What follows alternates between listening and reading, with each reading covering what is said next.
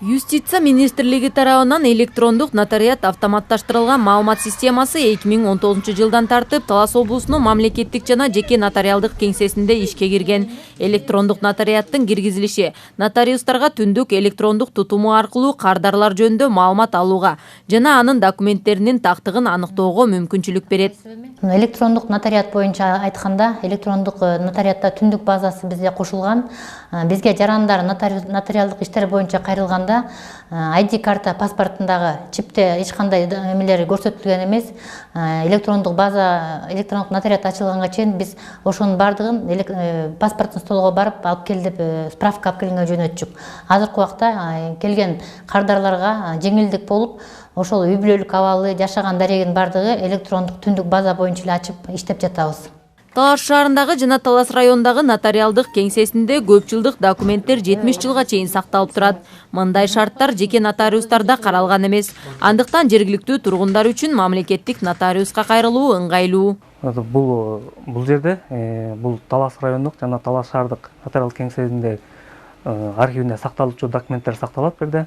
Бул жерде документтердин көп жылдык документтер өзүнчө сакталат, жанагы аз убакытта сакталуучу документтер да өзүнчө сакталат.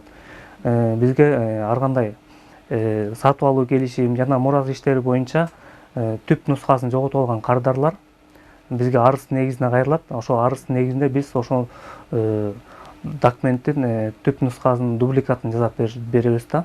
Ошондой эле бул жерде Талас шаарындагы 3 жеке нотариусубуз иштешет. Ошолордун дагы документтери сакталат. Алар ошол документтерге сакталган ар бир эметке мамлекеттик алымдарын төлөп турушат. Ошондой эле Кыргыз Республикасынын Юстиция министрлигинин Талас шаарынын жана Талас районунун нотариалдык кеңсесине каалоочулар өздөрүнүн мүлктөрүн жана кирешелерин декларациялоо жолу менен мыйзамдаштыра алышат. Кардарлар келет, алар өздөрүнүн көмүскөдөгү мүлктөрүн жана кирешелерин декларациялоо жолу менен ачык мыйзамдуу талаага чыгарышат. Бул ыктыярдуу, мүлктөрдү ыктыярдуу декларациялоо болуп саналат. Бунун өзүнүн мөөнөтү бар. 1-январдан 31-январга чейин быйылкы жылдын, 2021-жылдын. Ошо бир жылдын ичинде жеке ишкерлер же кандайдыр бир киреше пайда тапкандар өздөрүнүн мүлкүн легализациялап мыйзамдаштырып алса, аларга салык салынбайт жана куугунтуктоо болбойт.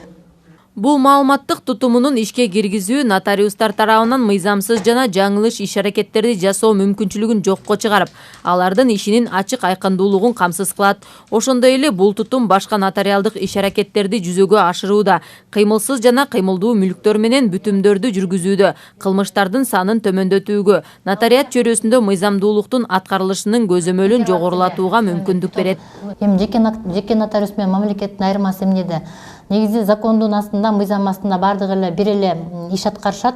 Бирок мамлекеттик нотариустардын иштөөдөгү мүмкүнчүлүктөрү көп. Аларда көбүнчө биз мамлекеттик нотариустарга кардарлар көбүрөөк кайрылышат.